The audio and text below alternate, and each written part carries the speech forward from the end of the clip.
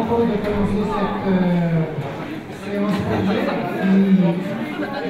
qui fait écho à la première séance ce matin sur les aspects biotechniques des processus d'innovation. Les organisateurs ont souhaité avoir une séance sur les approches socio-économiques du processus d'innovation et du processus de gestion des innovations dans le domaine de l'environnement.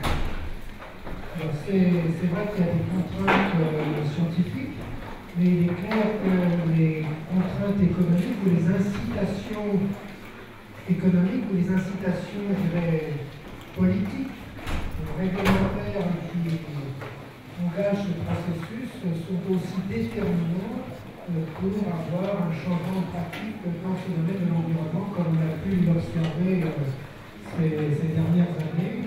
Et on a tous constaté que, si du point de vue scientifique, si du point de vue des citoyens, il y avait une très forte attente pour un changement de pratique dans le domaine des filières agricoles, du point de vue des acteurs économiques, les changements étaient beaucoup plus difficiles à mettre en œuvre.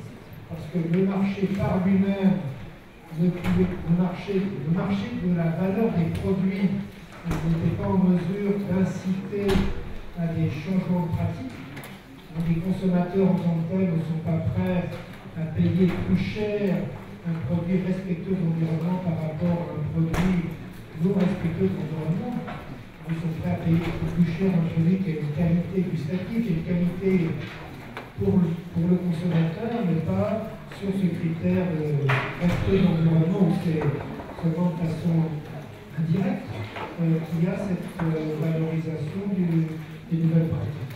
Donc le débat de cette fin d'après-midi va s'organiser à partir de deux exposés complémentaires.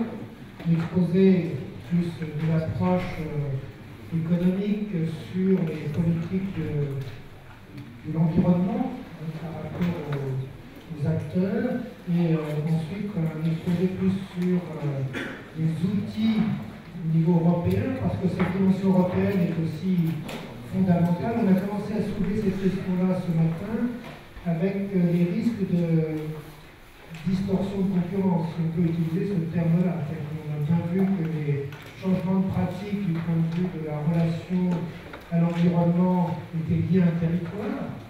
Et si ces changements de pratique conduisent à des bonnes pratiques, si les coûts de production s'avèrent un peu plus élevés qu'avec des pratiques non respectueuses dans l'environnement, on peut avoir, je dirais, une mise à contestation du processus. Et souvent, on a, du point de vue des dirigeants professionnels, une très grande réticence par rapport à cette dimension au niveau de l'espace européen. Et je pense que l'intervention de Thomas Garcia-Scarate du point de vue de la politique agricole commune, du point de vue des institutions européennes, sera un apport complémentaire très important par rapport au premier exposé de Walid Bastati, qui est professeur d'économie dans cette maison. Donc la consigne est la même que ce matin, 30 minutes maximum d'exposé, à 25 minutes je fais un petit signe, et pour qu'on ait à chaque fois 10 minutes de débat, et qu'on se conserve aussi 10 minutes de discussion générale à la fin.